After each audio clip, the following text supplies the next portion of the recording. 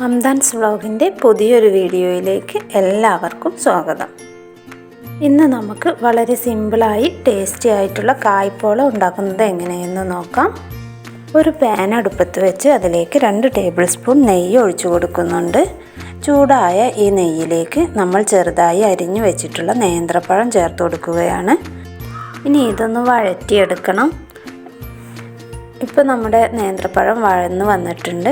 ഇനി ഇത് വേറൊരു പാത്രത്തിലേക്ക് മാറ്റി കൊടുക്കാം. വീണ്ടും ആ പാൻ തന്നെ വെച്ച് കുറച്ച് നെയ്യ് കൂടെ ഒഴിച്ചു കൊടുക്കുന്നുണ്ട്. ഇനി ഇതിലേക്ക് കുറച്ച് അണ്ടിപ്പരിപ്പും മുന്തിരിയും കൂടെ വറുത്തെടുക്കുകയാണ്. വറവായി വന്ന ശേഷം ഇതിലേക്ക് ഒരു 1/2 കപ്പ് തേങ്ങ ചിരകിയത് കൂടെ ചേർത്ത് കൊടുക്കുന്നുണ്ട്. ഒന്ന് ഇളക്കി യോജിപ്പിച്ച ശേഷം നമുക്ക് മധുരത്തിന് ആവശ്യമായ പഞ്ചസാര ചേർത്ത് കൊടുക്കാം. 2-3 ടേബിൾ സ്പൂൺ ചേർത്ത് കൊടുത്താൽ മതി. കാരണം നമ്മുടെ നേന്ത്രപ്പഴം നല്ല മധുരം ഉണ്ടാവും. അപ്പോൾ ഒരുപാട് പഞ്ചസാര വേണ്ട. ഇത് നന്നായി മിക്സ് ചെയ്ത് കൊടുക്കാം. പഞ്ചസാരയൊക്കെ ഒന്ന് തേങ്ങയിൽ നല്ല പോലെ അലിഞ്ഞു ചേരട്ടെ. ഇതിലേക്ക് 2-3 ഏലക്കായ ചതച്ചത് കൂടെ ചേർത്ത് കൊടുക്കുന്നുണ്ട്. തേങ്ങ വിളയിച്ചത് ഇപ്പോൾ റെഡിയായി വന്നിട്ടുണ്ട്.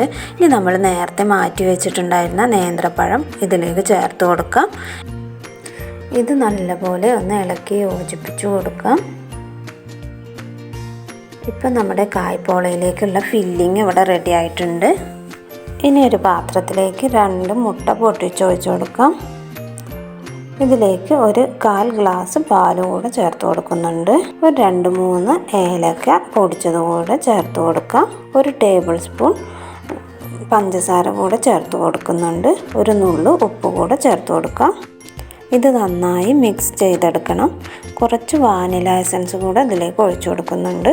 ഓപ്ഷണലാണ്, കയ്യിലുണ്ടെങ്കിൽ ചേർത്താൽ മതി. മുട്ടയുടെ മണവും ചോയൊക്കെ ഒന്ന് മാറി കിട്ടാൻ വേണ്ടിയിട്ടാണ് ഇത് ഒഴിച്ചു കൊടുക്കുന്നത്. ഒരു പാത്രത്തിൽ നെയ്യ് തടവി കൊടുത്തിട്ടുണ്ട്. ഇനി നമ്മൾ ഒരു ബ്രെഡ് എടുത്ത് നമ്മൾ നേരത്തെ തയ്യാറാക്കി വെച്ചിട്ടുള്ള മുട്ടയുടെ മിക്സിൽ നല്ലപോലെ മുക്കി കൊടുക്കുന്നുണ്ട്. ഇനി ഇതുപോലെ ഈ നമ്മൾ നെയ്യ് തടവിയ പാത്രത്തിൽ ഇങ്ങനെ വെച്ച് കൊടുക്കുകയാണ്. ഈ അടിഭാഗം മുഴുവൻ ഇതുപോലെ ചെയ്തിട്ട് നമുക്ക് ഫില്ല് ചെയ്തെടുക്കാം. ഇതുപോലെ നമ്മൾ റെഡിയാക്കി എടുത്തിട്ടുണ്ട്. എവിടെയെങ്കിലും ഗ്യാപ്പ് വരികയാണെങ്കിൽ അവിടെയൊക്കെ ബ്രെഡ് പൊട്ടിച്ചിട്ട് വെച്ച് റെഡിയാക്കി എടുത്തിട്ടുണ്ട്. ഇനി നമ്മൾ റെഡിയാക്കി വെച്ചിട്ടുള്ള ഫില്ലിങ് ഇതിൽ ചേർത്ത് കൊടുക്കുകയാണ്. കുറച്ച് ഫില്ലിങ് നമ്മൾ മാറ്റി വെക്കുന്നുണ്ട് കേട്ടോ. അത് ഈ പോളയുടെ മുകളിൽ ജസ്റ്റ് ഒന്ന് ഡെക്കറേറ്റ് ചെയ്ത് കൊടുക്കാൻ വേണ്ടിയിട്ടാണ്. ഇതുപോലെ ഫില്ലിങ്ങൊക്കെ വെച്ച് എല്ലാ ഭാഗത്തും നന്നായി പരത്തി കൊടുക്കാം. ഇനി നേരത്തെ ചെയ്ത പോലെ തന്നെ ഒരു ബ്രെഡ് എടുത്ത് ആ മുട്ടയുടെ മിക്സിയിൽ നന്നായി മുക്കി ഈ മുകൾ ഭാഗം കൂടെ ഒന്ന് കവർ ചെയ്തെടുക്കണം. ഇതുപോലെ ചെയ്ത് കൊടുത്താൽ മതി. ഗ്യാപ്പൊന്നും ഇല്ലാതെ നന്നായി കവർ ചെയ്തെടുക്കാം. ഇനി നമ്മൾ നേരത്തെ കുറച്ച് ഫില്ലിങ്സ് മാറ്റി വെച്ചിട്ടുണ്ടായിരുന്നില്ലേ, അത് ഇതിൻ്റെ മുകളിൽ ജസ്റ്റ് ഒന്ന് ഇട്ട് കൊടുത്തിട്ട് ഒന്ന് ഡെക്കറേറ്റ് ചെയ്തെടുക്കുകയാണ്.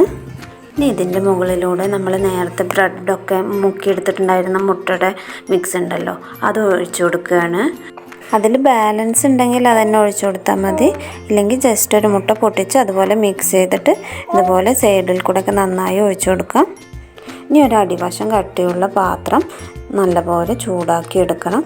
അതിൻ്റെ മുകളിലേക്ക് നമ്മൾ സെറ്റ് ചെയ്ത് വെച്ചിട്ടുള്ള ഈ പോളയുടെ പാത്രം വെച്ച് കൊടുക്കുകയാണ്. ഇനി ഇത് സിമ്മിലിട്ടിട്ടാണ് വേവിക്കേണ്ടത്. അടച്ചു വെച്ചിട്ട് ഒരു 20 മിനിറ്റ് വേവിച്ചെടുക്കാം. നമ്മളിത് അടുപ്പത്ത് വെച്ചിട്ട് കറക്റ്റ് 20 മിനിറ്റ് ആയിട്ടുണ്ട്. ഇത് തുറന്ന് നോക്കുമ്പോൾ അടിവശമൊക്കെ നല്ലപോലെ വെന്ത് വന്നിട്ടുണ്ട്. ഇനി ഇതൊന്ന് മറിച്ചിട്ട് കൊടുത്തിട്ട് മുകൾ വശം കൂടെ വേവിച്ചെടുക്കണം. അതിന് വേണ്ടിയിട്ട് ഒരു പാനിൽ കുറച്ച് നെയ്യ് തടവി കൊടുത്തിട്ടുണ്ട്. ഇനി ഇതിലേക്ക് ഈ തയ്യാറാക്കി വെച്ചിട്ടുള്ള പോള മറിച്ചിട്ട് കൊടുക്കുകയാണ്. കണ്ടില്ലേ, അടിവശമൊന്നും കരിയാതെ നല്ല പെർഫെക്റ്റായി കിട്ടിയിട്ടുണ്ട്. ഇനി നമുക്ക് ഇത് വീണ്ടും സിമ്മിൽ ഒരു 10 മിനിറ്റ് കൂടെ വേവിച്ചെടുക്കാം. ഡയറക്റ്റ് ഗ്യാസിൽ തന്നെയാണ് വെക്കുന്നത്, പാത്രത്തിൻ്റെ മുകളിലൊന്നുമല്ല. ഇപ്പോൾ നമ്മുടെ പോള ഇവിടെ റെഡിയായി വന്നിട്ടുണ്ട്. വളരെ സിമ്പിളല്ലേ ഇത് റെഡിയാക്കി എടുക്കാൻ. അതുപോലെ ഇത് കഴിക്കാനും നല്ല ടേസ്റ്റാണ്. അപ്പോൾ ഒരുപാട് എണ്ണയും മെഴുക്കും ഒന്നും ഇല്ലാത്തത് കാരണം ഇത് നല്ല ഹെൽത്തിയാണ്. അപ്പോൾ എല്ലാവരും ഒന്ന് വീട്ടിൽ ട്രൈ ചെയ്ത് നോക്കണം. ഞാനിത് കട്ട് ചെയ്ത് കാണിച്ചു തരാം കേട്ടോ. ഇതിൻ്റെ ഉള്ളിൽ ഫില്ലിങ് കഴിക്കാൻ നല്ല ടേസ്റ്റാണ്. അപ്പോൾ എല്ലാവരും റെഡിയാക്കി നോക്കിയിട്ട് ഫീഡ്ബാക്കൊക്കെ കമൻറ്റിൽ അറിയിക്കണേ. പുതിയൊരു റെസിപ്പിയുമായിട്ട് നമുക്ക് വീണ്ടും കാണാം. ബൈ.